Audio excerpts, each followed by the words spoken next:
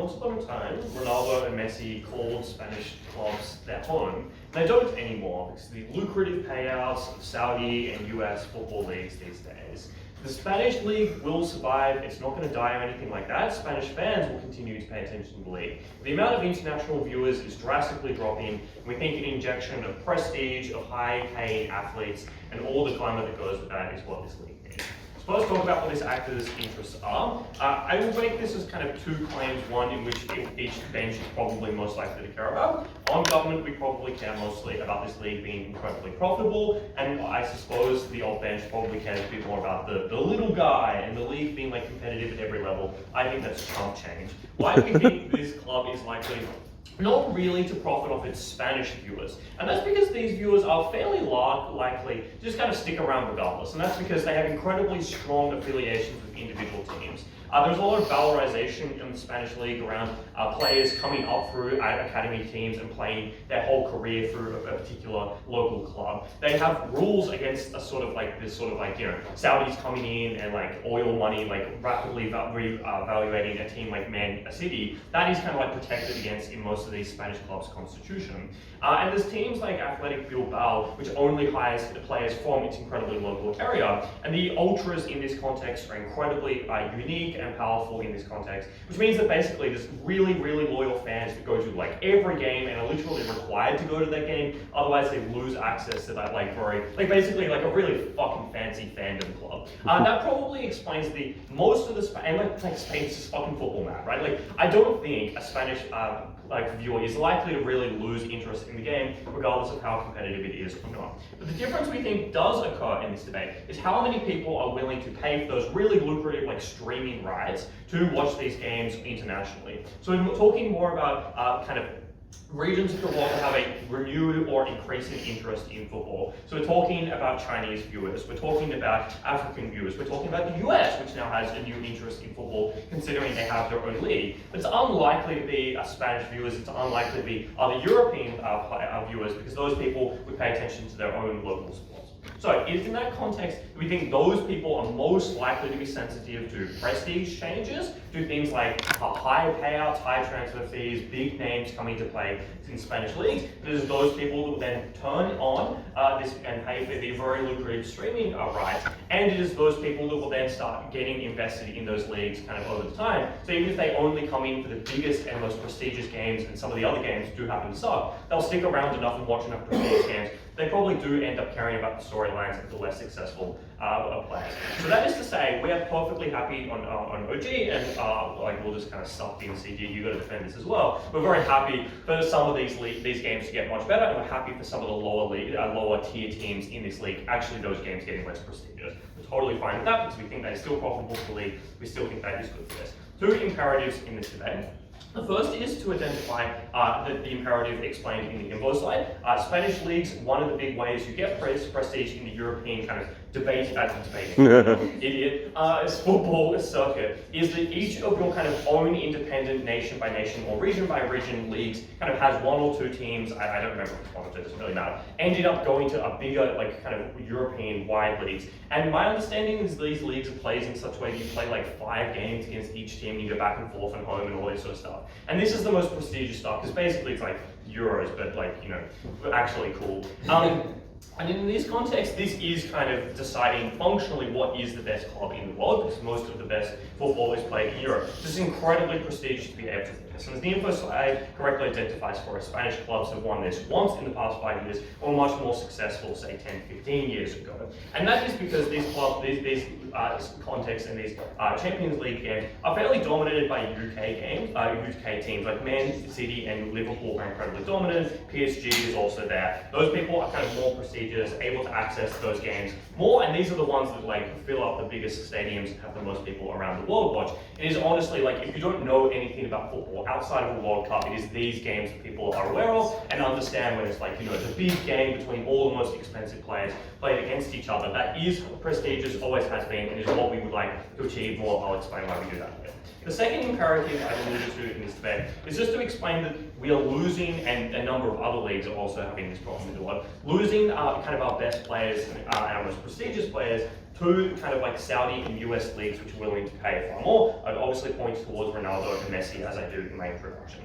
And that is because obviously we can't compete on the money right now on the salary cap. And we'll concede that most of these clubs probably also won't be able to compete once the salary cap is gone. They probably don't have as much money as the Saudi or the US teams. What they can compete on though is like a game quality. Like this is a more prestigious and more tightly knit and more competitive league than say the Saudi or the US leagues, which are pretty poor at this moment. Which means that what we need to do here is not make these leagues like both competitive on price and on game quality. We just need to mean that the money gap is sufficiently small. The players don't feel like they're giving up like $100 million over the next 3 years to play slightly better football because they want to play in the Spanish league. But when someone says, I'll give you $100 million more, they are persuaded to go play in those other leagues. Closing. Yeah, if price allows you to attract the best players, why is it that these overseas leagues just aren't massively better from a quality perspective as well, given they can just pay huge amounts of money to many players? Because they're new. Like the Saudi league has only been spending this money in the last couple of years. The US league, in my understanding, started up like 2 years ago. Like this is a problem that's continually getting worse. It's not like the status quo has been this bad for a while. The second thing I would posit here is even if this is the case, these leagues are doing what we suggest, which is hire the best players and then paying comparatively less to some of the other players. That's totally fine. We want the absolute best players. That is our win condition of the gym. So we can compete not by actually having more money, but having a comparatively like reasonable amount of money that's just a little bit lower but far higher quality leagues. Why do we get this when we have a lack of money? Pretty basic, and there's a reason why I've only got to this last 30 seconds in my speech, because we just pay them more. It's a really fucking simple mechanism. Like, these people now are more willing than to play for these leagues if they get reasonably well paid. They're not likely to go play in the US and Saudi Arabia, or honestly even just go over and play in the UK, which has like a fairly similar amount of competition, but is willing to pay them more. Why these clubs are capable of paying large bucks either for the biggest players, or honestly just for like reasonably good mid-tier players. And that's because the number of clubs we're talking about, the pointy end of the Spanish league, are teams like Real Madrid, they are teams like Barcelona, they have some of the biggest sponsors, they're incredibly well-known teams. So honestly, these teams can survive small shocks and still have big money in the long term to attract the biggest players. And even if we don't get lots of good players all over, a couple of good players train other players and bring additional prestige to the league, which is again sufficient for us to get our benefits in this debate. Very proud to go.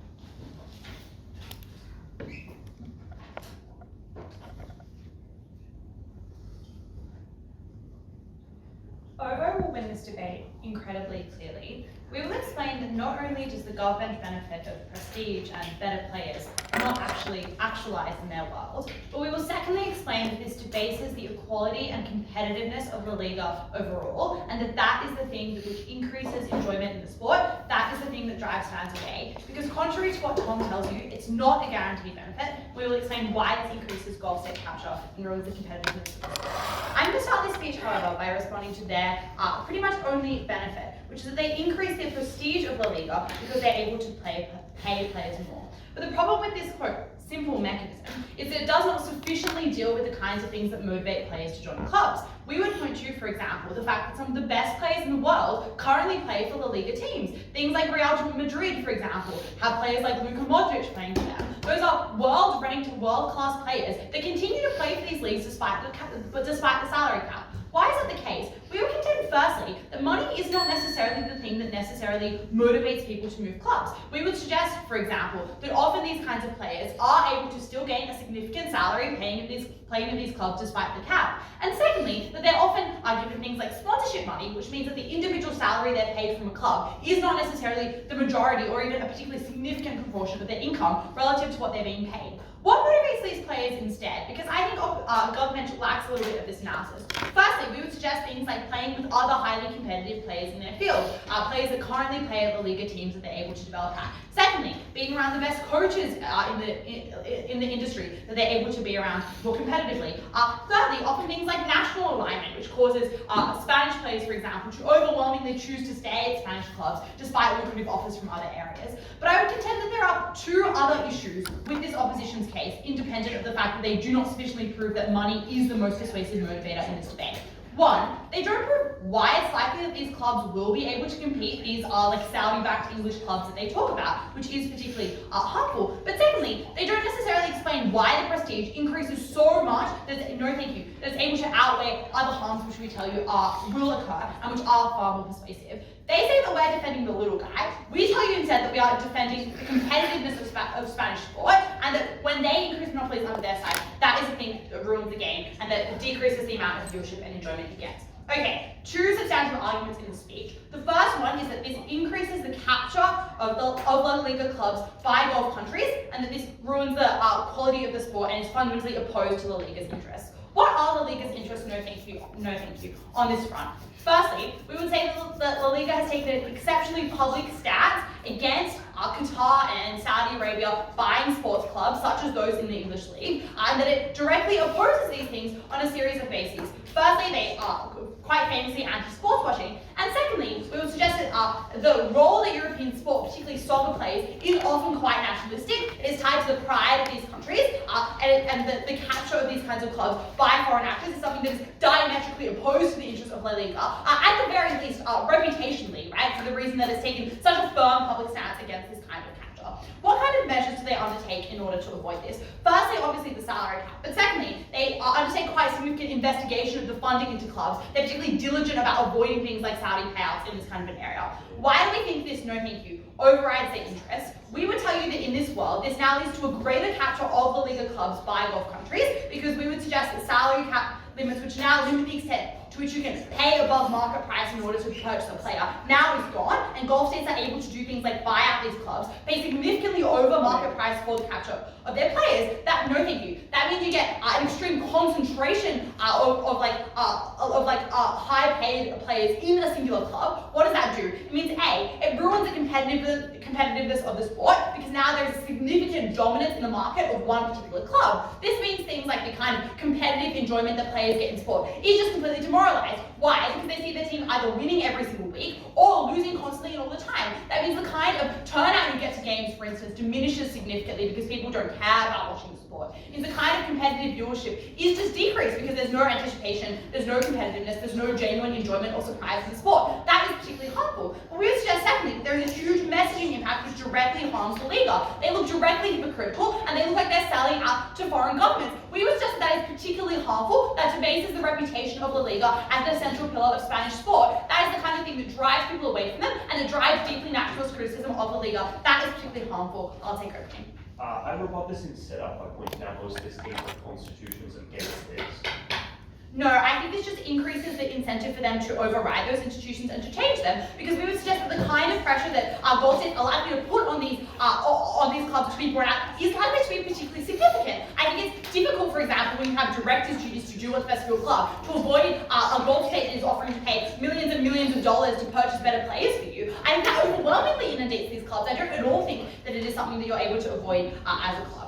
Okay, the impacts of this are significant. Not only does it ruin the Liga's reputation, not only does it alienate them from the kinds of things that motivate people to enjoy Spanish sport, but it just ruins the competitiveness of sport in and of itself. It means that the kinds of fans that are deeply committed to their club, that care all about their geographical success, now feel deeply alienated to this sport. They feel inflamed and angry because they're not able to compete sufficiently. That is the thing that drives away turnout. That is the thing that lowers the amount of people that are purchasing tickets to your stadiums. That is a particular harm in this debate, which you should care about significantly. Secondly, why is increases in inequality in sport? A lot of the mechanisms here are symmetrical, which is to say that the kinds of inequality that you get from Gulf states purchasing you is the same as you would get in terms of other kinds of inequality. But even if you don't believe at the end of this speech that it is Gulf states that are likely to pay out these pay out these clubs, we would suggest that just the fact that certain clubs will have more funding and more money and are therefore able to attract players more will just result in a lack of competitiveness. Because their analysis says that better players will indeed come to the Liga, but it does not contend with the fact that they will overwhelmingly cluster in one or two clubs, which limits the competitiveness of the sport.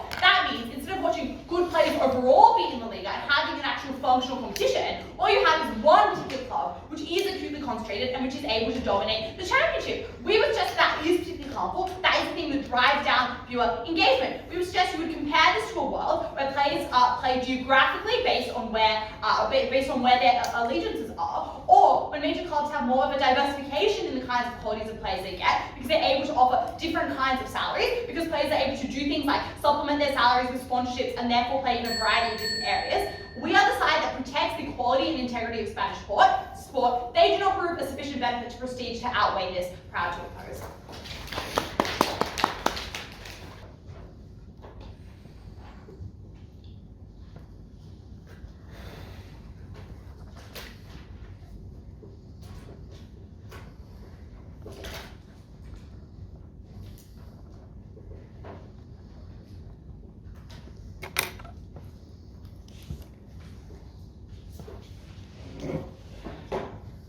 I'm just quickly going to describe who is the actor that we're talking about, and therefore what you will prioritize in this day. And this is necessarily the sets of people in charge of the board of the Liga who then implement certain things. Three quick reasons for that. Firstly, this topic says the Liga, not the Liga clubs, which suggests we care about specifically the people in charge of the overarching body. Secondly, the abolishment of this is done by the person in charge, not by a vote from the clubs, because that overarching body has veto power over it, which necessarily means the person who implements it is the guy in charge. But thirdly, there is a distinction between the clubs and other leagues as done in the interest side, right? Like it says clubs, Liga clubs later on. I don't know, I'm just kind of being semantic there. But it's important to establish that it is not the clubs we care about, it's the people in charge who are running this. The second thing then is why you ought prioritize these individuals though. And it's firstly just that the people in charge probably are the most influential and therefore the ones who, one, define the existence of the league and the perpetuation of that into the future, which necessarily means that they're the ones who have the most control as to what the league does into the future. Therefore, their happiness or their capacity to improve that is probably beneficial. But secondly, the fact that these individuals probably have most power and therefore are able to influence other people to bend to their will. Now that's established, the clearly most important thing is necessarily who is profitable, and I think opposition kind of agree with that. So the first question I want to ask is, why do people specifically join clubs under the Spanish club? The first thing on prestige, I would note a couple of things. The first thing is that prestige is often completely independent of your own individual competitiveness and far more defined by international success. Firstly, because of the fact that the Premier League is 5 clubs who then on net play 20 of the hundreds of Premier League games that occur, but it's still considered the best league in the world, even though you have cities stomping over Luton Town who barely have a fucking stadium, which probably suggests the way that individuals and specifically international actors define the success is firstly the way you pop up against other clubs from other leagues through things like the multiple European competitions that exist, because it's not just the Champions League, it's the Conference League and the Europa League. But secondly, specifically your ability to see the interactions between those clubs across borders, because it's far easier to relate to that necessarily. That is, a Spanish viewer probably understands that a Premier League club is big and important if they sign the Spanish League's view's best player who then goes in place for that, because that is a direct overlay between them in a situation they wouldn't either, which is the same sort of logic in the Champions League. What that necessarily suggests is that their claim on prestige or competitiveness is defined by within the league is completely false. You instead define it based on how you interact with other people, thus flipping this point. The second thing is competitiveness on culture. I would note that firstly, culture is something that is historic, it's more important than the history of a club, right? It's the reason why Real Madrid is considered very good because of what they've done historically over the past few years, which means the types of competitiveness that opposition wants to suggest on the Saudi League might be able to compete with that, can't compete with the innate property that Liga has, the fact they've existed for much longer, and the fact that in historically viewed as very effective. Thirdly then, they say that you join because of the competitive nature of, you specifically like to join because of the competitive nature of this league. Firstly, most people that we talk about really only care about the Champions League, and that is for the reason that one, domestic leagues happen constantly and there's far less pools, so they're seen as less prestigious compared to success in the Champions League. So you often want to join under the impression that you will succeed in that Champions League, not maybe you want to compete against other people. It's the reason why you have people joining, for example, Bayern Munich, who absolutely steamrolls the league for the past 10 years in a row, but because they have a chance in the Champions League, people still want to join them eventually. But secondly, ask the question about money, and that is specifically, if you want to ask who is more competitive then, the important thing to know is La Liga actually evenly splits its viewership, like as in the revenue that it gives back to the clubs of viewership is actually split up evenly across everyone, which suggests that if you increase the viewership of the club, you give them back money in revenue that they're able to do for a range of things. And this money is actually more important than the money you might be able to use on things like transfer fees, for the reason of financial fair play limits how exactly you can spend the money you have. But like money that you get from revenue is considered clean profit, so you can apply that on anything you want. So necessarily, you're swapping, like the trade-off you have to assume is maybe on their side you have the kind of dirty money from like selling players that are subject to financial fair play rules that limit your capacity to spend that. But on our side, you get access to cleaner money that you're able to use on anything. You can use it on like youth development, you can use it on stadium upgrades, and it means that individuals are able, like clubs are able to do things that instead is most beneficial to them, independent on their outcomes. The last question then is quickly, why is it that you attract people into this? Firstly, most of the time you sign people for them to most of the time, when you sign people, that is what brings attention into it. That is that when somebody signs Premier talent, it then attracts attentiveness from a range of other people. That's necessarily why you engage in that signing process. Because, like I said, why increase more attention? It's because now Premier League players like want to follow that player that has played in their league, now playing in a different league, which means that they pay more attention to that club. And oftentimes, secondly, players have sort of cult of personality around them. See, for example, how many fans Ronaldo commands, no matter wherever he goes, which necessarily means that you get a large amount of viewership that is completely independent, right? Secondly, most fans are able to most fans do watch like only the set of very good games that only consider their teams, not the other sets of games. So if you ask what team is most proportionally in it, it's obviously your team who plays 38 matches in the season, not occasionally I might hit that one club that improves slightly in quality. So the priority you have is improving the club that you necessarily appeal to. The last thing on why you get more attention necessarily to this league, firstly, teams are likely to play better for the reason that they just have better players, which means that other people are more incentivized to watch that league, and secondly, advertisement and sponsorship. Yeah. Given the inordinate number of football leagues around the world, why is it that a marginal increase in quality of some games is sufficient to capture as large an international audience as you need, given that you literally can see the quality of well, because like one, they're often not like something you can watch multiple leagues at once, but people have no incentive to watch the Liga if they aren't specifically competitive. But two, like only most places around the world do have some kind of salary cap, so this is actually a significant advantage compared to a range of other things. Quickly then, I want to discuss on the thing about the Saudi League. The first thing I would note is obviously this claim is uncomparative. If it is true that people aren't now going to watch La Liga for the reason it's captured on Gulf states, why the hell would they watch the Saudi League that is literally run by those Gulf states to begin with? Secondly, it is unclear to me exactly why, given the reasons that Tom explains, why people make this switch in the first place. That is when you don't understand how important football is to these individuals. It is what they were brought up on. It is the few good memories they have with their family and their friends. Most people go to work specifically so they can afford tickets to then watch again. And we explain why that is ingrained in life. So maybe it is true these fans are a bit more annoyed that the club has been bought by some rich owner. I would note that that probably leads to some amount of success that this team doesn't contend with, which they probably are happy with. Like this, it's unclear why just because you are now bought by a Gulf state and then your team does better, why does you now oppose and turn off from engaging in that club? But the other sets of incentives that are overwhelmingly culture focused still exist and means people buy into that. Why then is it on weighing more important to capture international audiences? Firstly, these are new people. Rather than retaining people who anyway are soaked in the culture of the Liga because they see it in the streets, you're capturing new audiences that have the capacity to do things like buy brand new merchandise, like tell their friends, like just new people who haven't experienced that brand. But secondly, these individuals oftentimes have lots of money, which is why you have, for example, large Asian businessmen, if anything, investing in clubs like Liverpool for the reason that they are drawn to that sort of culture and that sort of prestige. We explain why you have the biggest difference on our side of the debate. So proud of us.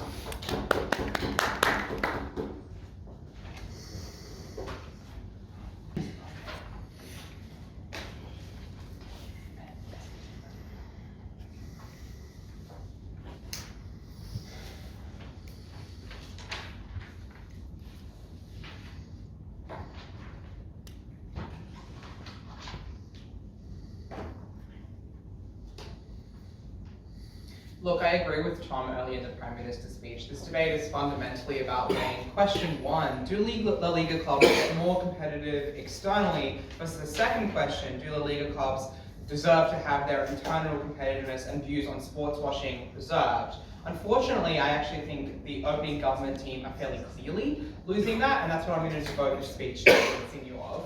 First, let's talk about prestige. Does this really have the effect that European government described of massively increasing the Liga's club's likelihood of external competitiveness? We have, I think, a series of responses that diminish this, and at their most ambitious, both the ways here.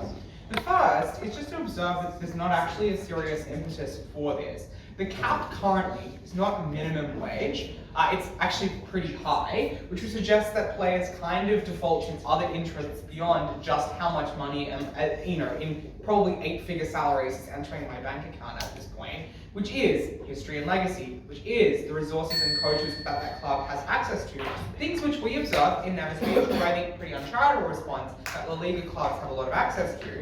Luka Modric, who is one of the best players in the entire world, plays for Real Madrid. The Women's World Cup was just won by Spain. I would suggest that Spanish leagues and Spanish clubs currently don't have a problem of attracting players, which would suggest to you that they're not really, there's no structural problem that explains why it is they haven't won a European Champions League in the last 5 years. They've won 1 of the 5. It just is. There's lots of good countries. Spain wins sometimes. Like, it honestly is just the case there isn't a serious problem here. But I suggest there's a more fundamental problem which CEO will love to get out of here. Why? It's just, they're not successfully showing that they actually would outcompete, like that someone would come in and pay lots of money and that would outcompete other actors in the market. For instance, there's never an explanation of why they would outcompete clubs in the English Premier League. And I think in seeking to rebut us in this debate, they actually do themselves a disservice because they're like, well, most clubs would reject Gulf state funding because they have constitutions against it, and as we explained, La Liga is itself extremely against Gulf state sports washing.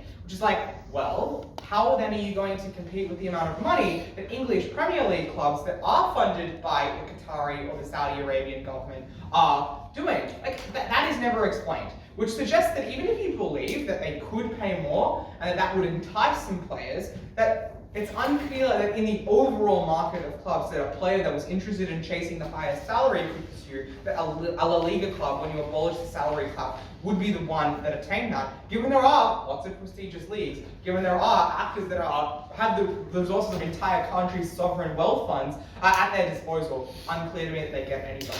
But let's go for a flip. I don't actually think I don't think it's actually good in this debate to kill the vibrancy of a domestic league. As we've observed, Spain has a pretty vibrant and relatively successful international circuit. And it's good because we have a highly competitive domestic league in La Liga, which has, honestly, not super dominant clubs, in which there are lots of good clubs, in which don't get, spec knowledge with me. Like, clearly, like, there is some level of competitiveness that they have conceded in Prime Minister they would like to delete by making it so that they're only oriented around European Champion League clubs.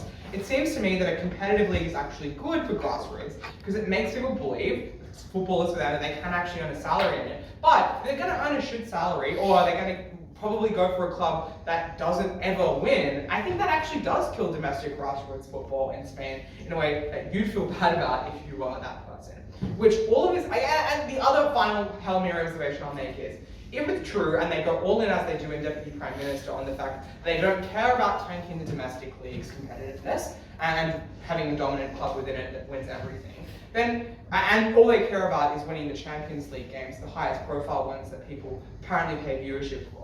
That seems like it's a benefit that accrues to the people that run the European Champions League, not La Liga. Then if it's the case that like La Liga games are on networks and European Champions League games are on net better, that's POG for the European Champions League people who license that viewership out. But it's unclear that it's POG for La Liga. So it explains you don't get more success in high profile games. You do not prove viewership increases, not very profoundly, which suggests that all the benefits opening government care about, which is contingent on this argument, do fall out. I'll take closing government. What's your extension? Do you know when and why the salary cap was introduced? No, I do not. I'd love for you to explain it. But I would suggest that it probably has its origins in what I'm about to explain, which is trying to prevent Gulf state capture of the Liga clubs. The only proper response we get to this, I can't let the question up. We'll deal with the only proper response to the Gulf state capture argument, which is about constitutions. They say, well, most clubs have explicit provisions against being captured by other countries. And our observation here is just, as I've already said, that this deletes other arguments they seek to make in the debate about how this would somehow get money to enter in, pay more, and attract players.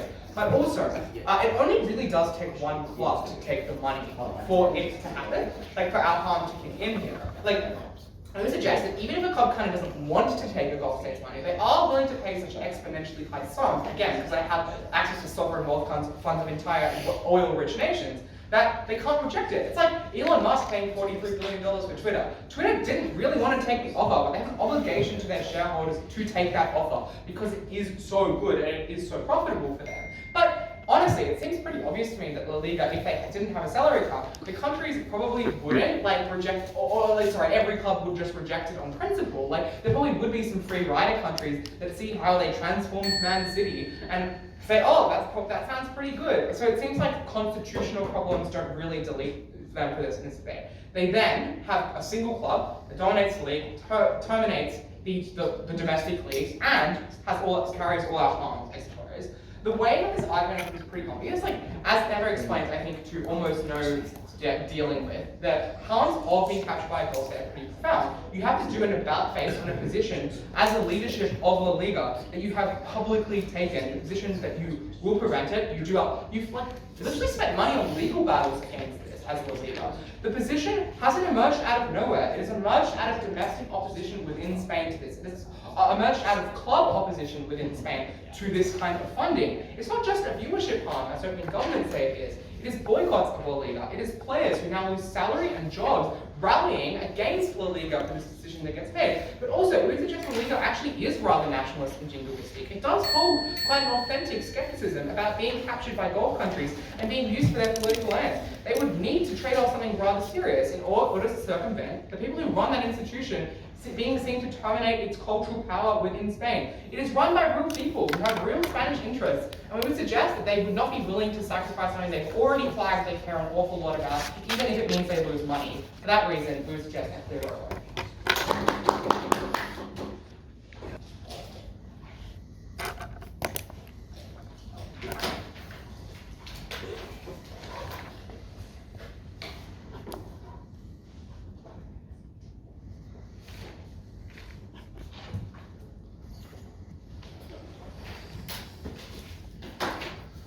The first and most important extension we're going to introduce at closing government is merely just to explain what exactly the salary cap is and the context behind the La Liga salary cap. Because this salary cap is not a traditional salary cap, it's not a salary cap that applies equally and applies to everyone. Rather, it is a salary cap that is pegged to a proportion of revenue. I believe the number is something around 70%.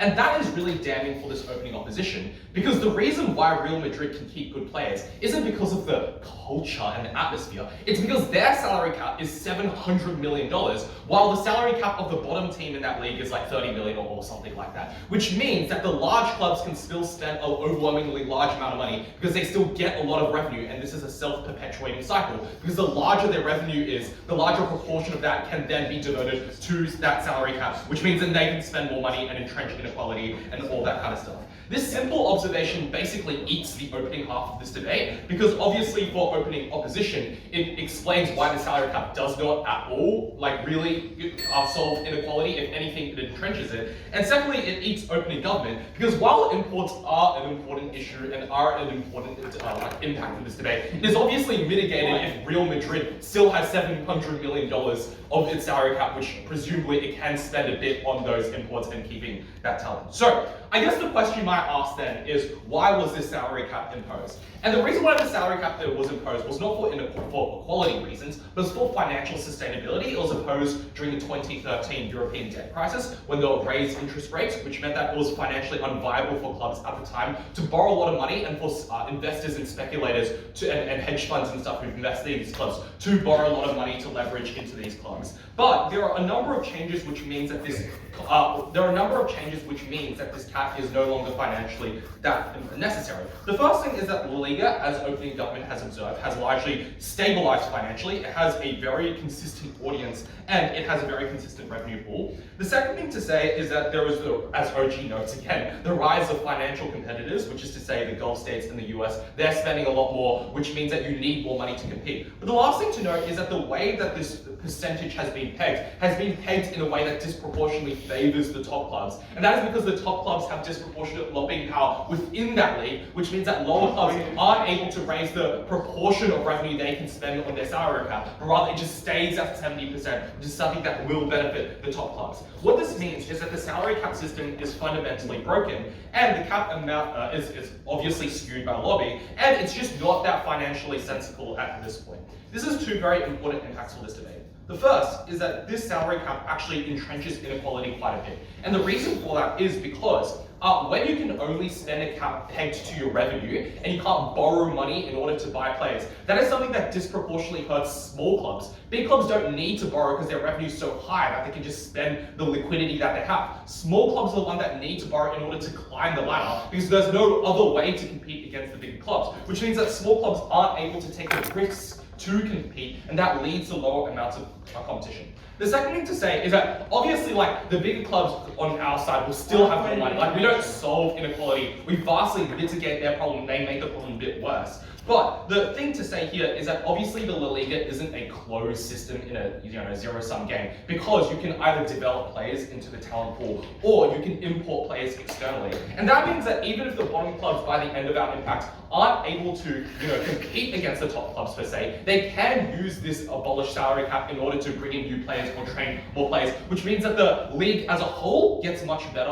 and that makes the league more competitive. It means that you can end up getting better practice and sending a better team to the Champions League and all that kind of stuff. Which means the trade-off in terms of like, should we value imports or should we value equality, is the one that closing government very clearly wins, because we explained that there was never really an equality benefit to begin with. The second argument now then is on development, but before that, closing, give you a PY. I'll let you think about it in a minute. All right, so the second argument is about development. And the context to note here is that most of the importing and exporting that happens isn't in the main league, which is what opening government contests, but it's actually at the development leagues. And our argument is basically that abolishing the salary cap will encourage more development and prevent the flow of players out. And the context behind this is that even though clubs have different caps, the total amount obviously La Liga can spend on all of its players is lower, and that is bad for development for two reasons. The first is that there are a lot of retention issues, because Spain doesn't have a talent issue in that there's a lot of young, talented people playing football in Spain. Like, that's not the problem. The problem is that a lot of those young, talented players then just run off and play at other leagues. And the reason why they do this is because when you're in a secondary or academy league, no matter how prestigious that academy league is, that salary is always going to be infinitesimally small compared to playing in an actual league, even if that league is weaker than the main Spanish league. Which means that your incentive as a young developmental player is being bottlenecked because the main team in Spain, has all of these players, for example, and you can't get in, is always just to go to another league. And the problem then with that is that this causes a lot of developmental issues, because the teams themselves don't want to spend money on grassroots development, because if they spend money on development and then those players just go to another league, then it just means you're paying to train the players of a different league, which directly hurts your competitiveness, which means then you have no incentive to train those players, which then causes systemic long-run developmental issues. Closing. Given the fact that the profitability of clubs and salary caps, as your extension suggests, are directly related, would this not also just suggest that a system that actively rewards clubs that do things like win and succeed and just get more money, comparatively on your side where you just encourage funneling the money without necessarily getting more? This is probably true, but the problem with a strict proportion, the analysis of poor people are hurt by proportions more than rich people, it applies very similarly to clubs. Obviously, yeah, you can have some degree to which rich clubs are rewarded. That is something that occurs in the status quo where rich clubs just have more money. It's unclear why you need to put an additional punishment that pegs your revenue and limits your ability to borrow, to grow, to compete. So the second developmental mechanism is that obviously the salary cap applies to all the players in your club and not just to the main league players. That includes the academy teams, which means that when your salary pool is choked, you literally just spend less on your development squad. This has three very important impacts. Firstly, our development is a far cheaper way to get and retain talent. OG contends we should spend a lot of money to keep Ronaldo and Messi, but every Ronaldo that you spend on is like the cost of 20 players who are not as good, but almost as good, and makes your league a lot better. Secondly, you increase the eyeballs to the Liga because it's a home to new talent. And thirdly, you just get better engagement with communities because there's more incentive to spend on youth development programs and all that kind of stuff when you have that money to spend on. This is important because firstly, it's the only long-term benefit in this debate. Maybe opening gets an influx of cash that gets some imports that don't explain why this persists into the future. And lastly, this benefit applies simultaneously whether you care about the domestic or the Champions League, because getting better players means better players in the league, better players overall, better competition. For these reasons, very proud to propose.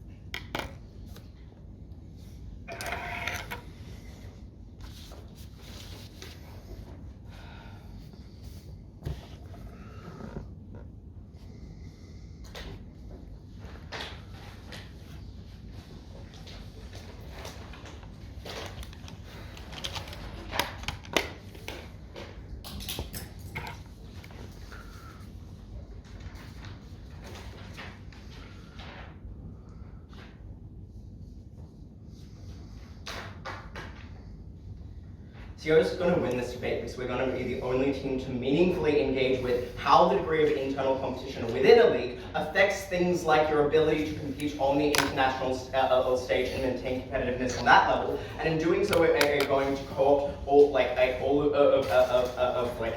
AWG's benefits here is like international prestige. First thing I'm going to deal with is on player development, but firstly dealing with the pushes from MCG as to how this salary cap actually creates more inequality between teams. Firstly, we just obviously have the ability to defend reforms on our side, noting that it's very, very clear and implicit in the OWOG case that a conception that they are arguing under is one of equal comparisons between teams. Therefore, even if it's not explicitly modeled out, I think it is very clear that that is the conception of the debate we are arguing under. We don't have to defend a system of totally asymmetric caps between teams. But secondly, I note even if you don't believe that we have yet to achieve this, I think this is still a matter of comparison. Noting why under an environment in which you remove these caps, you still create worse inequality between different leagues. That's because their mechanism is reliant on the idea that, individual smaller clubs need to borrow more money because they don't have the revenue to finance that right now. But a few problems with this. Firstly, it's reliant on you believing that these smaller clubs garner sufficient investment or have the capability to borrow to begin with, which they never justify to you. And intuitively, it's significantly clearer that a club with more name attached to it, a more established position, is able to better garner investment. Therefore, even if they're not balancing their own sheets well, they're still the players that are the clubs that are best able to borrow more money, attract significantly more players. Clearly, this is worse under our side. So, firstly, substantively, then, explaining why player development gets significantly worse, and how that relates to your ability to compete internationally as well. Firstly, the impact. What are the impacts on how you alter the distribution of players within different teams? OWO's main mechanism here is just players cluster in one league, and therefore the internal competition sucks. We're going to explain to you how this actually affects the development of these players in a meaningful way. Firstly, when you have a different distribution of players amongst different teams, that affects the ability of other players to upskill themselves as well. When you have a highly competitive player on your team, you are better able to learn from them. You get development you otherwise would not have access. But secondly, when you preserve the degree of competitiveness within an internal competition, that means teams are more likely to continually upskill themselves over time. When you have one single team or a few single teams aimed demolishing that league, that means the games that they are continually engaging in are not particularly competitive. It means when you are playing against a shit team, that does not mean that you are playing as hard, does not mean you're working as well. And noting that this is just a large portion of their season. This is the majority of the games that they are competing in, but having a lower quality of those games is not good for their development. You don't learn anything by winning 10-0 every time. But thirdly, this does just change the incentives on how you allocate your training and development budgets. Because when you are forced, when the only mechanism or route to competitiveness is seen to be trying to poach as many team aims as possible, when you are able to allocate funding to that, that is when you are most motivated to spend as little on grassroots development as possible. You don't have the capacity to spread that across a larger number of players because you have to focus on attracting a few. That means that you have a lower pull to draw across to begin with. You have to hedge those bets. CG then tells you that you simply otherwise lose these players to other leagues, and therefore you don't get all of these benefits against it. OO's main mechanism here is just you can get sponsorship through other ways, and therefore it's not as important to you. But we are going to identify a series of reasons as to why these transfers to international leagues are just significantly unlikely. That's because, firstly, not only the strong pre-existing norms against it by fans and clubs of nationalism, of that you have a duty to your club, mean that there is a discouragement, but secondly, those norms directly impact your ability to access other forms of funding and support. Because if you are reviled internally for the fact that you transferred, you just demolish your own fan base, and if you do not have a substantial fan base, there's no incentive for people to sponsor you, because attaching your brand image to a player that is hated does not progress the incentives of those companies. But thirdly, people are just overwhelmingly more likely to transfer later in their careers to begin with, because the barrier to transferring to an international league is substantially higher for the reasons that we point out, or that you have to do a lot more convincing to overcome those norms, to overcome those risks, and for an international league to think it worthwhile to take the risk on you, and therefore the amount of investment they have to do to you to attract you is way higher, and therefore you're much more likely to only take in players who have pre-existing rep, which means that even if they transfer later on, we still get the benefits of maintaining them in their leagues for a significantly larger portion of their career. Yeah. So it actually makes more sense to buy transfer players when they're younger, because at that point their price value is cheaper. That's why a lot of developmental players in the NBA end up going to the Chinese basketball league. It's okay. No, it's still but you still have to overcome the mechanisms we've already given you as to why those players have incentives to stay in their leagues, right? Even if it's cheaper, sometimes pay them when they're younger. That doesn't mean you're able to sufficiently encourage them to leave that league for the reasons that we point out, which means that you still have to take on a higher upfront cost, which isn't worth the risk of them potentially not playing out as an actual development. So why is player development so significantly important? I'm going to note here that yes, the Championship League operates on a model of individual clubs send their own teams in, and therefore having a singular club be most competitive is your best shot at winning the championship. However, not all international competitions operate on this model to begin with, right? There are many competitions which operate on a model of you are able to form a national league, and therefore you are able to pick the variety of players across a variety of clubs, and therefore preserving competition throughout your entire pool of talent is the most important thing. Obviously, if you have 50 really good players to choose from, that means you are going to get a better final team than if you only invested in one team and they were just got more shit over time because they weren't maintaining competitiveness. This applies to things like the World Cup, which Spain where they are incredibly competitive. Spain literally won the most recent Women's World Cup. That means we call all of their efforts to prestige. These competitions are more important. They are less frequent because they and those are the most prestigious competitions. That's where we get the best competition. So proud of your folks.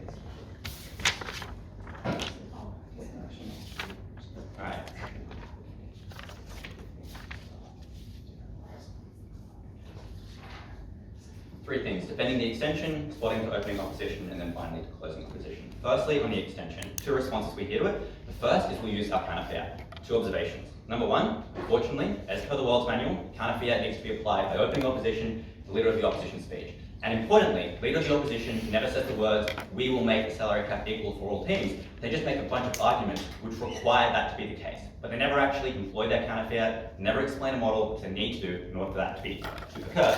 This just makes all of their arguments essentially irrelevant at this point in debate, once you realize what the salary cap actually is and what the opposition bench thinks it's at behind. Secondly, I would point out that this team just doesn't have enough counter-fiat in order to make all these teams equal. That's for the very simple reason that abolishing the salary cap requires almost no fiat. This is something that almost all the teams in the league want to be removed, something that is an unpopular thing, which for the reasons we explained, would benefit the league if it were to be removed, which suggests it would be very easy to get rid of. However, making the salary cap equal for all teams directly removes the advantage of the biggest teams, which means it requires a substantially larger amount of counter-fiat in order to make it equal than it would just to abolish it in the first place. Because on their side, they have to convince the largest teams, the most lobbying power over the Liga, in order to remove that advantage which helps them to continue to dominate smaller clubs, which would prevent them from getting huge numbers of big players and growing their revenue. On our side, clearly what we support is quite easy to do, and therefore it's just unclear that they can make this change. At that point, I think our extension is certainly valid. Second response we hear to it though is that big teams can borrow more, so this would still advantage larger teams more.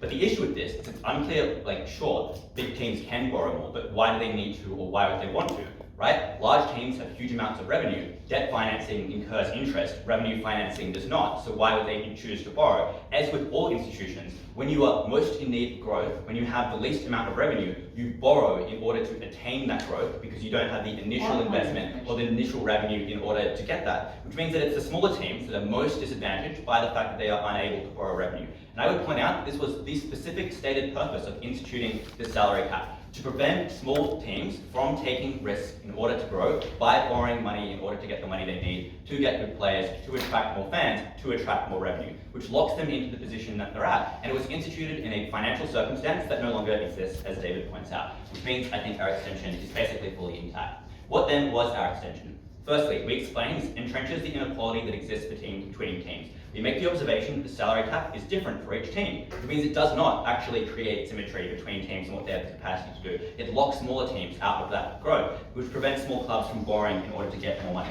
This has a couple of important impacts. Firstly, it obviously flips the old claims about competitiveness, because it means that small clubs can't grow, which means you never get the quality between teams. You never get a growth of small teams becoming larger teams, which means there are now more big players in the Liga with the chance to enter the Champions League, with the chance to get more growth in their region. But secondly, I would point out that it also has a bunch of flow-on impacts, which make this stifling of small clubs cyclical.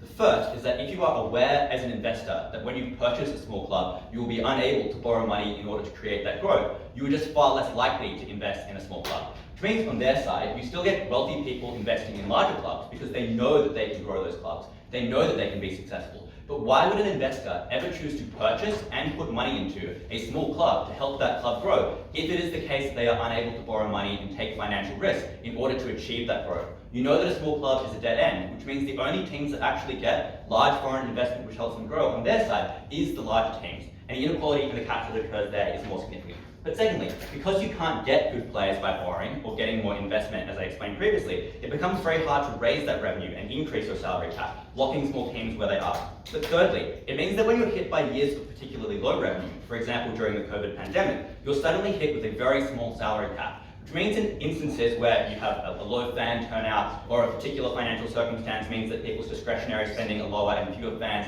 are attending your stadiums, you can't overcome that small gap in revenue by borrowing money in order to maintain the players that you have. Your salary cap is reduced by the league because your revenue was lower, which means you now need to find a way to reduce how much you're paying in salaries, which means you can't renew the contracts of your best players. And all of a sudden, 1 year of low revenue means your team and that institution dies because you just can't get those big players, which means you get a substantial impact on the smallest clubs. They cannot get growth, they are hit by years of low revenue and then are stifled, and it's cyclical because they can't get more investment because people know they can't grow. And secondly, we also explain this is really bad for the development of players. That's firstly, because you just don't have the incentive to do development when you don't have the sufficient salaries in order to retain them and you know all those players are going to leave. But secondly, it means you don't have the money to keep all your good players, because maybe you do achieve large amounts of development, but those players then don't stay in Spain because you just cannot afford to hire them all, which is extremely negative for that league. I'll take you now. Your opening says that La Liga distributes its viewership revenue equally to clubs. So clubs are rarely structurally poorer. Would you like to reply? Yes, so that's true, right? But obviously stadium revenue is not spread equally between teams, and also sponsorship revenue is not spread equally between teams. And those are the two largest forms of revenue that teams have access to, because they get billions of dollars if you're Real Madrid with sponsors, which means that Real Madrid's is substantially larger. I know this is not contradictory to what opening government says. They make the observation that the revenue from streaming is split equally, but that doesn't mean other things can't be not split equally. We're not contradicting them. Next, let's respond to opening opposition. Their case is simply that this would allow Golf State capture, which is bad for competitors. The first thing to point out is that Arab people can be good football fans as well who make good managers of teams. They care about the clubs they're investing in. They often see this as passion projects, because it's kind of not an investment that you make in order to make money. They're just trying to take a team that they love and make that team successful, which means they boost development and make the league better as a whole. But secondly, I would point out that it's not necessarily true that all the investment from overseas goes to the biggest teams. Because it's probably true that some of it does, but a lot of it also goes to smaller teams, which people know they can grow, which means that rich people also invest in these smaller leagues, and small clubs, therefore, because they have so much room to grow, get a lot of benefit when foreign investors are able to invest in them. So by OO's own analysis, this extra money from Golf State teams probably doesn't make that much of a difference to the biggest teams. Firstly, because their salary caps are already quite high, but also just because they are able to attract good players through prestige, opening opposition and search, which means that the smaller teams actually get the biggest boost from foreign investment, and Golf State capture of the Liga will probably be of the benefit for the competitiveness of the league because it means that smaller teams grow. Next, responding to closing opposition. I'll be honest, I didn't really understand their extension, but the one thing I do understand about it is that it's premised on the fact that this league is more competitive on their side. But we flip this. We explain that this allows smaller teams to grow. We get more foreign investment in smaller teams because you now know that you have the capacity to make that team larger. And obviously, even if the foreign investment is spread equally amongst teams, or even spread unequally with most of it going to the top teams, it makes the biggest difference when it goes to the smallest teams in the league, because they're the ones who have the most capacity to gain from that increase in revenue. Which means on our side, this league is more competitive, it's better for fans, better for their enjoyment, more revenue for the league, and that is in the league's interest.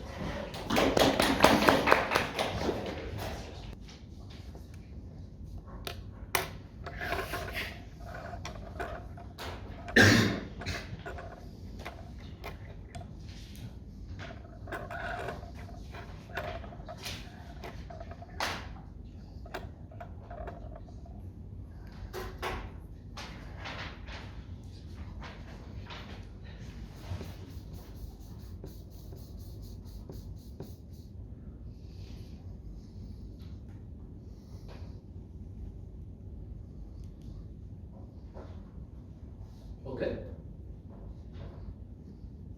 This is a debate about the Liga. Spanish competition has existed for a long time, probably wants itself to be good, and probably wants success not just for itself, but for Spain more broadly. And that's the extraordinarily simple reason why closing opposition wins this debate.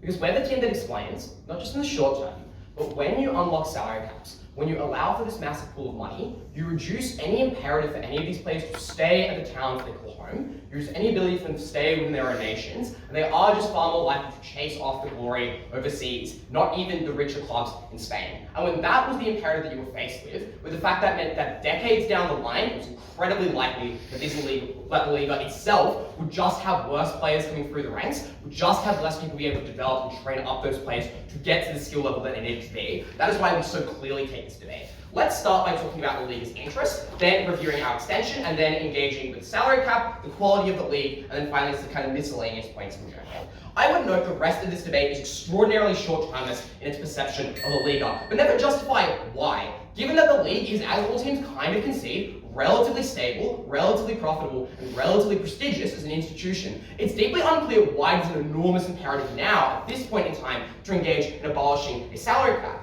And that would suggest that you should prioritize the long-term interest of this debate. That is to say, as I think closing government kind of correctly hint at, you should care about how this league is likely to operate into the future, rather than just immediate profits to be gained or immediate player movements. Secondly, though, I'd question the imperative of the government to abolish this cap in the first place, something that opening opposition, I think, does something to hint at, which suggests, given the Champions League happens every year, and it features the entirety of the Euro, no team ever really asked the question of why only winning once in 5 years is bad in the first place. Like, I would suggest that probably is a relatively good metric of success, given something like sport often does fluctuate to how often you generate cycles of talent that like to succeed, and Spain just has kind of had a golden population that has kind of been aging out over time. It's kind of past their peak at this point. It seems deeply unclear as to why it is in the first place that we need to care about this so drastically. And that's where that means there are two implications. Things like long-term development and continuing to bring good Spanish players through to play in that club, to engage in fans, and to bring Spain success at the Champions League, yes, but also more broadly and make sure that Spanish football culture is fostered, something that La Liga is directly responsible for, but also that you maintain a consistent quality across that tournament. Those are the interests you should care about in Spain.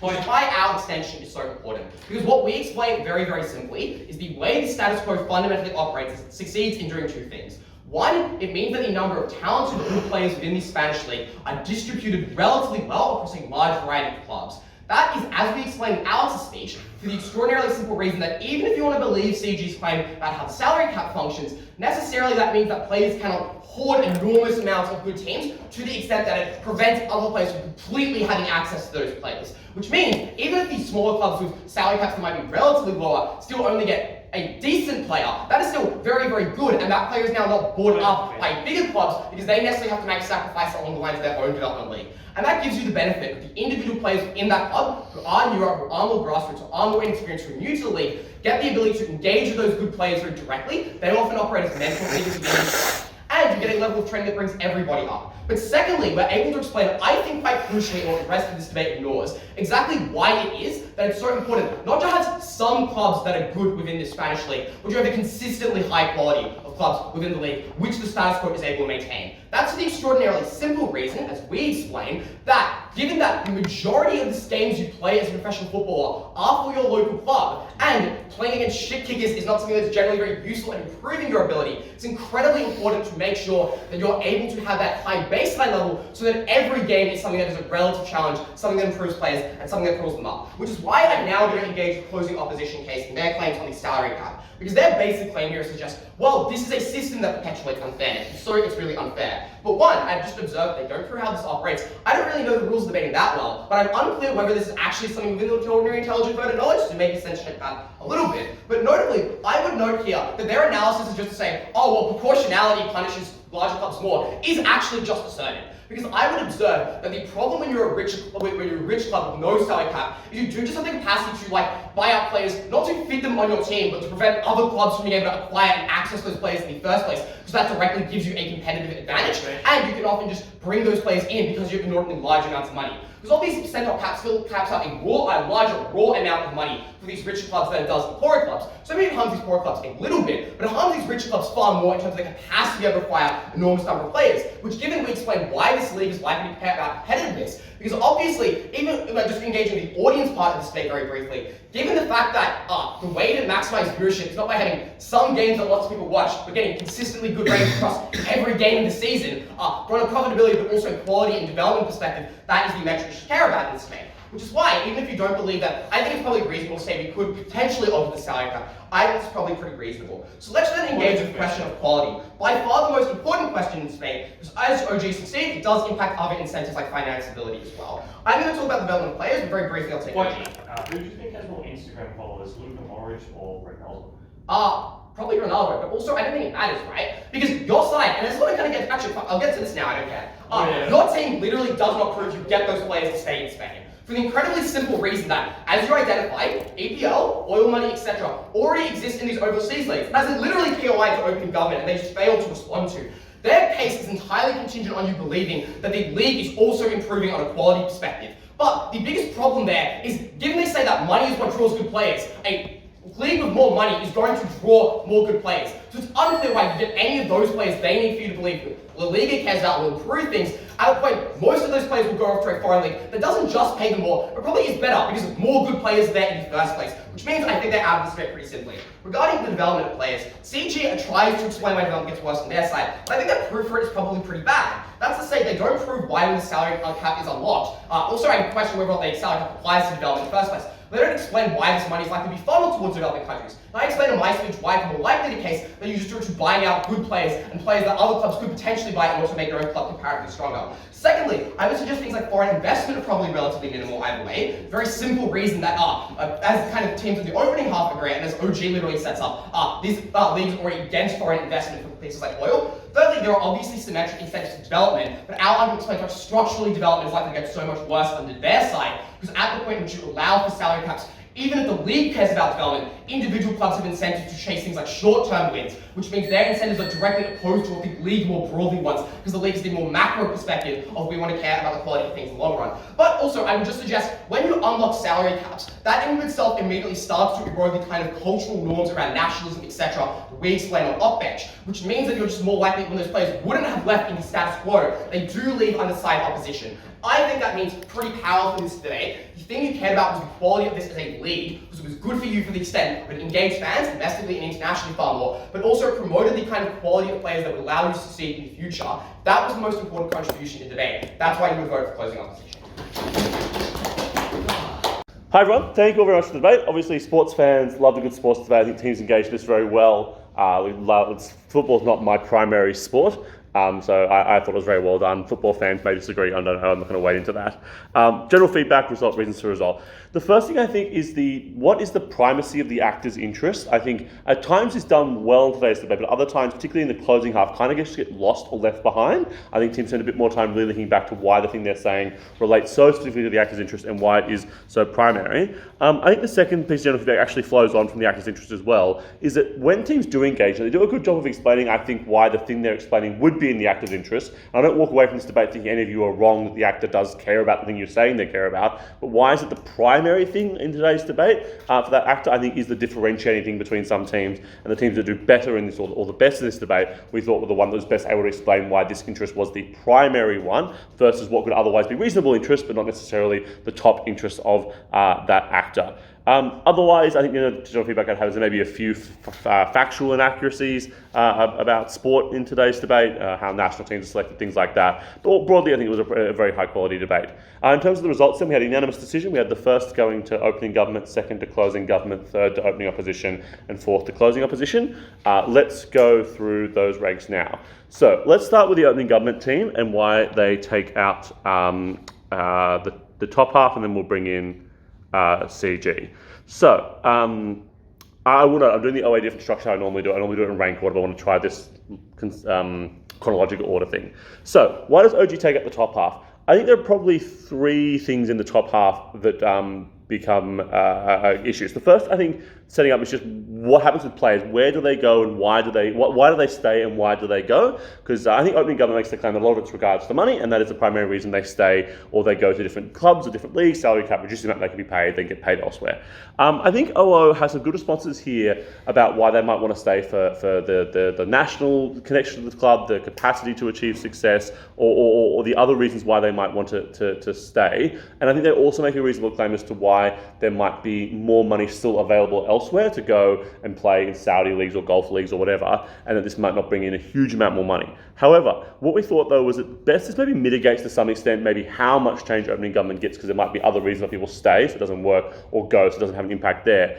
But I think it was ultimately a bit uncomparative to the idea that opening government just is massively able to increase the amount of money these players can get, which makes them more likely to stay in those scenarios. And because I think of all those factors that opening opposition points to as to why players might want to stay, regardless of how much money they play, get paid, adding more money like opening government does just increases those amount of reasons. Those players are more likely to stay now, and that means that those leagues and those teams are more likely to gain the stronger players. So yes, maybe Luka stays. Questions outside the debate on how good Luka is in terms of skill level at the moment, but I think opening government makes a reasonable kind of able to get more of them to stay for longer.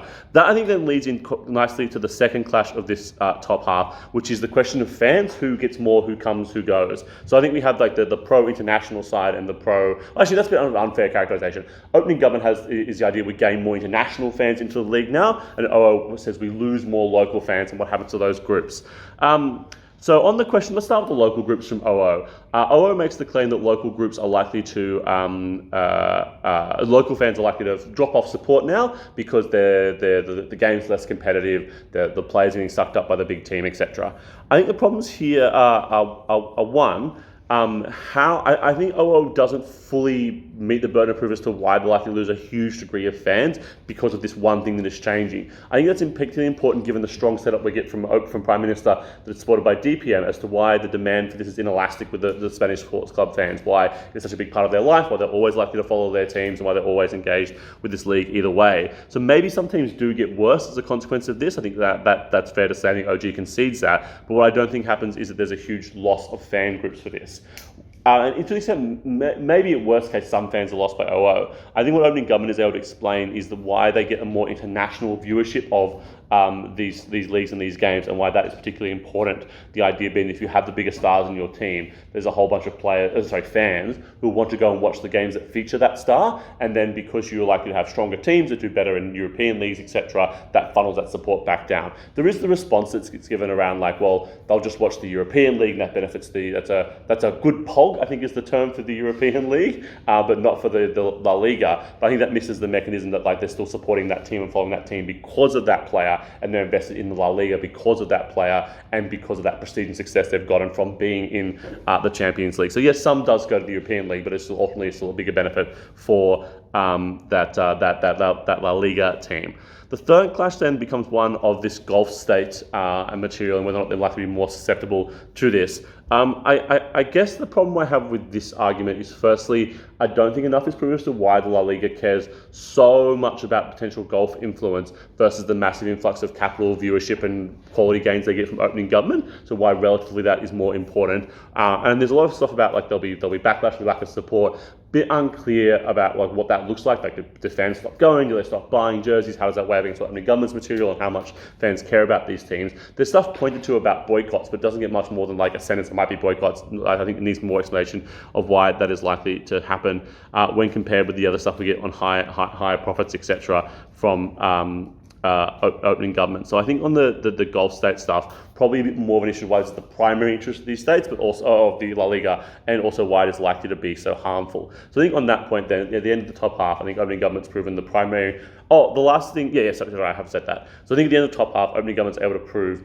that there's the group of local fans don't change with regards to this model, but this does open up a huge degree of access to international fans. And I think that also means then the stuff about the quality of the league also doesn't change that much, because the harm of the inequality of the league that OO points to is the loss of fans. But if fans aren't leaving as a result of that inequality in the league, then that isn't the harm that we can credit from OO. So let's compare that opening government then to closing government and why that they're still not able to get up. Well, actually, let's just discuss CG and see how they fit in with defeating OO, and then but why that does not get them up over their opening government. I think on the short diagonal then, I think the first thing that CG is able to do with their extension on how the salary cap works is kind of, nuke's probably a bit strong word, but does kind of delete the material on the equality aspect that OO goes for within the league, because if we believe the league operates in a proportional manner, just keeping the salary cap still enables the biggest highest revenue teams to still continue to dominate that league. So it's unclear that if those things are true about the, we won't. So if we do want to fix the inequality in the league, it's unclear that keeping the salary cap does actually achieve that outcome. We have a balanced league at the moment, whereas the reality is likely one we have where we have more teams doing well anyway because just have a higher revenue. I think the CG is able to address to some extent the inequality by the idea that like poorer teams can borrow money, and that helps them achieve a path to equality. Not sure how successful this is likely to be in them like toppling Barcelona or Real Madrid to be the most successful, but I do think it presents a clearer path to why they're likely to achieve more equality than one which exists under the status quo at the moment of having the salary cap. I think the second thing that CG is able to do that helps to knock out OO is just, we thought the rebuttal about the Gulf states from the whip was quite persuasive. Just the idea that, like, one, unclear they're all evil, they might just actually be good and invested in football, or two, that like particularly like, is anyone going to care? Maybe the Gulf funding will go to the smaller clubs as well, because the bigger clubs are already looked after. And I guess this doesn't really relate to the decision because it's a factual observation from outside the debate, but like Qatar Airways already sponsors Barcelona and chucks in billions of dollars anyway, so it's unclear that there's a delta there. But that's outside the debate. I think the response is given us sufficient to sort of say that the Gulf isn't actually that big an issue there overall. So I think those two claims are the biggest ones that are able to just knock out OO in today's debate from CG. Why are they not enough to get over the government bench? I think the first problem I'd have here is, to go to the opening government, I think the first issue is just that opening government does still have that set up about why equality and evenness amongst the teams isn't that much of a priority versus the other priority they identify. So I think CG needed to do more to explain why this equality could get them up over opening government. And I think they were unable to ride off OO's prioritisation of equality because OO hadn't won that was the biggest issue. I think in a different debate, if OO has won that equality is the most important issue, and then CG is able to win that, maybe that can shortcut that way. But absent that, I don't think you're able to make that shortcut without proving that is more important than the stuff on money. And I think the second thing on the equality stuff, I think, like as I said, there's a marginal improvement on equality, but most of it is just symmetricizing that, like, we're not going to massively fix equality now without having a significant benefit overall of having of abolishing the salary cap. There is the material on development about, when players do and don't stop going overseas. But I think, again, that is even more removed from what La Liga's interests are as to why they specifically care about this and the club's development of their own players. I think that needed more explanation as to why that was such an important issue. So ultimately they weren't able to get up over the opening government. Bringing in the CEO then into the debate, I think the problem, we have a couple of things with the CEO extension. I think the first thing is this question around what fiat and what powers and modelling we have. I don't think CEO gets away with saying they're going to rechange how the system works or claiming that OO had identified how they were going to change the system. So we weren't able to credit that response. On the big pushes we get in extension, the first one, so the second one, let's start with the smaller one on just like national teams. I think the problem with that is it's just not how the national teams are selected, so I don't think this channel up to national leagues works in today's debate. On the stuff on equality and helping teams and fixing like talent, a lot of that is responded on the idea that the dispersion of talent allows for more evenly matched games, players to learn from each other, to improve from playing better games, but the problem with the salary cap being that the problem with the absence of the salary cap is that you just have teams that are stonking other teams 10-0 every week. I think the problem with that is that relies on the conception of the salary cap working in a way that does distribute talent and does equalise things, which isn't the reality the debate operates in. When we have the material from CG around the proportionality and the power of the bigger teams, I don't think that means then that you're going to have this talent spread out. It just means that Barcelona, Real Madrid, the big teams, are able to take that talent and monopolise it anyway. So I think they're able to gain a massive benefit there on the equality of that. I also don't think that there's a significant amount of impact in there around the equality of those leagues. To the extent there is, it's quite similar to what O's already brought us on why we might want a more equal league for fans or for development of players, etc. So I don't think there's a huge amount there to stand off from CEO in terms of extension contribution to weigh them any higher in the debate, and that's ultimately why they get the fourth and why the results fall the way they do. I hope that all made sense. If anyone has any questions, like any feedback, please feel free to speak to me, myself or Bennett. But otherwise, great job, well done, and best of luck for the next 2 rounds.